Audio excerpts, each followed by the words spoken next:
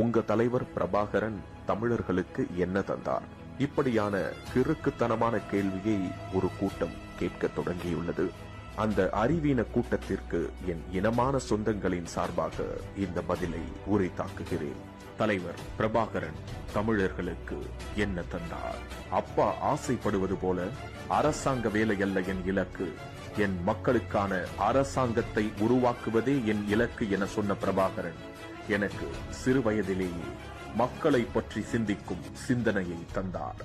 வாழ வேண்டிய இளம் வயதில் மனைவியை கூட்டிக் கொண்டு நாட்டை துறந்து காட்டுக்குள் போனவன் ராமன் அல்ல, எங்கள் ராவணன் பிரபாகரன் என ராவண காவியம் இயற்ற வாய்ப்பு தந்தார். தமிழர்களுக்கு ஒரு இடரினில் புயலென வரும் புலி புலி என நம்பிக்கை தந்தார்.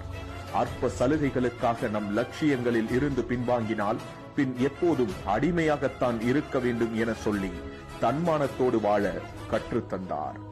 நாடுதானே வேண்டும், நாங்கள் பெற்றுத் தருகிறோம் என வல்லரசுகள் வரிந்து கட்டிக் கொண்டு நின்ற போதும் கூட சுயமரியாதையோடு பெறுவதே சுதந்திரம் என தனித்து நிற்கும் துணிவை தந்தார்.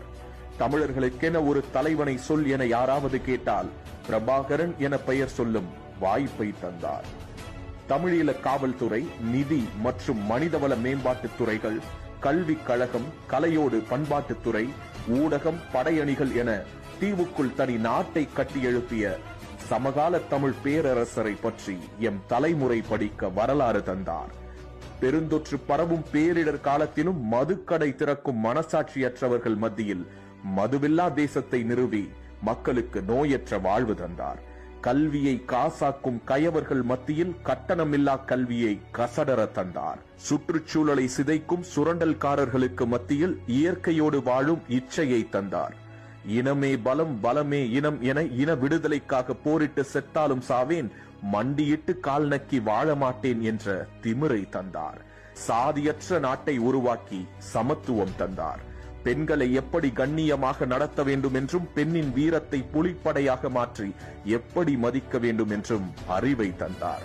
இம்ரான் பாண்டியன் படையணி, ஜெயந்தன் படையணி, சார்லஸ் அன்றணி சிறப்பு படையணி, கிட்டு பிறங்கி படையணி, குட்டிச்சிரி மோட்டார் படையணி, ராதா வான்காப்பு படையணி, சிறப்பு உந்துகணை செலுத்தி படையணி, விக்டர் கவச எதிர்ப்பு படையணி, சோதியா சிறப்பு படையணி, மாலதி சிறப்பு படையணி, அன்பரசி படையணி, ஈருட படையணி, குறிபார்த்து சுடும் படையணி, சிறுத்தை படையணி, எல்லைப்படை, துணைப்படை, பொன்னம்மாள் கன்னிவெடி பிரிவு, ஆயுத களஞ்சிய சேர்க்கை பிரிவு, பாதுகாவலர் பிரிவு, முறியடிப்பு பிரிவு, கேப்டன் முகிலன் நீண்ட தூர விசேஷ வேவு ரோந்து அணி, ஆழ ஊடுருவும் படையணி, உந்துருளி படையணி என தரைப்படையில் மட்டும் இத்தனை அணிகள். கடற்படையில் நீரடி நீச்சல் பிரிவு, கடல் வேவு அணி, சார்லஸ் சிறப்பு அணி, அங்கையர் கன்னி ஆழ்கடல் நீச்சல் அணி பெண்களுக்காக, சுலோஜன் ஆழ்கடல் நீரடி நீச்சல் அணி ஆண்களுக்காக, கடற் சிறுத்தை சிறப்பு அணி, சங்கர் படையணி, வசந்தன் படையணி, சேரன் படையணி, பாக்கியன் ஆழ்கடல் தாக்கும் படையணி மற்றும் வான்படையில் கரும்புலிகள், புலனாய்வுத்துறை, வெளியக புலனாய்வு பிரிவு, உள்ளக புலனாய்வு பிரிவு, படைய புலனாய்வு பிரிவு, வேவு பிரிவு, களமுனை முறியடிப்பு பிரிவு, களமுனை மருத்துவ பிரிவு, கணினி பிரிவு, பொறியியல் பிரிவு, விசேஷ வரைபட பிரிவு, அரசியல் துறை, பரப்புரை பிரிவு, கொள்கை முன்னெடுப்பு பிரிவு, தமிழீழ படைத்துறை பள்ளி, ஆயுத உற்பத்தி பிரிவு, மின்னணுவியல் சிறப்பு உதவி பிரிவு, மாவீரர் பணிமனை என எப்படியானதொரு ராணுவ கட்டமைப்பை உலக விடுதலை இயக்கங்கள் உருவாக்க வேண்டும் என்ற படிப்பினையை தந்தார். இனத்துக்கு துரோகம் இழைப்பவன் தேர்தல் உட்பட எதிலும் வெல்லவே முடியாது என்ற பயத்தை தமிழக அரசியலுக்கு தந்தார். முரண்ட கொள்கைக்காக வாழ்வதே வாழ்க்கை என்று கொள்கைக்கு விளக்கம் தந்தார். தன் பிள்ளைகளை காட்டி மிரட்டிய போதும் அடங்க மறுத்து அடக்குமுறையை எதிர்த்து களமாடும் பொது நலத்தின் பொருள் தந்தார். சொந்த மகனுக்கு பூப்பாதை, மற்றொரு மகனுக்கு முட்பாதை என இல்லாமல் சொந்த மகன்களை போர்க்களத்தில் பலி கொடுத்து தேர்காலில் மகனை இட்ட மனுநீதி சோழனுக்கு மறுபிறவி தந்தார். போர் உச்சத்தில் இருந்தபோது கொத்து கொத்தாக உயிர்கள் போகிறது, எதிரிகளை சிதறடிக்க அவர்களின் சிலரின் குடும்பத்தை சிதறடித்தாலே போதும், அனுமதியுங்கள் என கேட்ட படையிடம் நமக்கு எதிரி அதிகார வர்க்கமே ஒழிய அவர்கள் குடும்பம் இல்லை, அவர்கள் பெண்களும் நம் பெண்களும் வேறல்ல என சொல்லும் அளவுக்கு அறமென்றால் என்ன என்ற அர்த்தத்தை தந்தார். உலக நாடுகள் எல்லாம் ஒன்றாக சேர்ந்தாலும் நேருக்கு நேர் வீழ்த்த முடியாத துரோகத்தால் தான் என் தலைவனை வீழ்த்த முடிந்தது என பேசும் வீர செருக்கை தந்தார். தலைவர் பிரபாகரன் அவர் குடும்பத்தினர் மற்றும் விடுதலை புலிகளின் நிகழ்வுகளினதுமான 10,000 காணொளிகளை சிங்களப்படை கைப்பற்றினர்.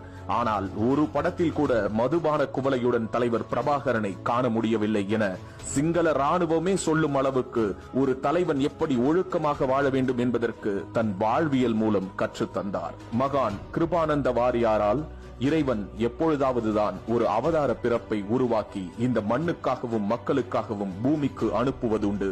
அப்படிப்பட்ட அவதாரம்தான் தம்பி பிரபாகரன். தம்பி பிரபாகரன் என் அப்பன் முருகனுக்கு சமமானவன், அவனுக்கு மரணம் இல்லை என விவரிக்கப்பட்டவர் பிரபாகரன்.